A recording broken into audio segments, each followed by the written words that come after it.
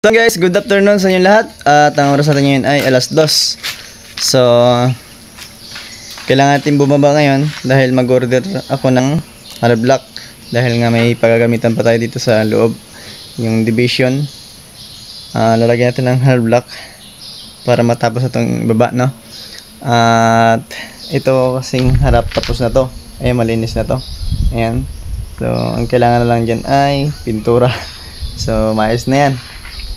At ang kailangan natin ay division. Ayan. May drawing pa. Ayan, oh. Ito lalagyan natin ng division. Ito likod ng tindahan. Tindahan ito yung kabila. Ayan. Ayan siya. Kailangan natin siya ng lagyan ng division. So yun.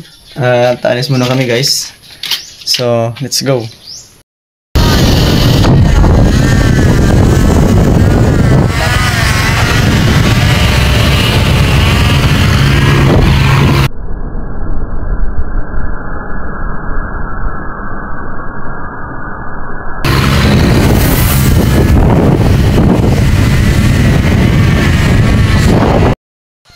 So yun guys, at andito na tayo. So kukuha natin ng hollow block. So ito guys yung paggawa ng hollow block dito. Ayan. Ito kami kumukuha ng hollow block. Ito na yung ating order. 50 pirasong hollow block at 30 pirasong simento. Okay, let's go. Tara.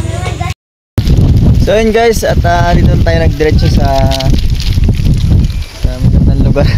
Dito sa Baliis ito guys. Napakaganda dito at napakasarap ng hangin na yun.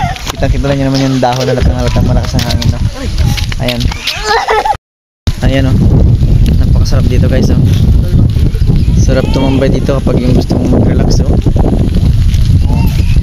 Natanawin dito guys. So yun lang guys, at hanggang dito na lang. Sana supportahan nyo ang aking YouTube channel, Jules Vlogs TV. So thank you sa inyo panonood. Bye bye.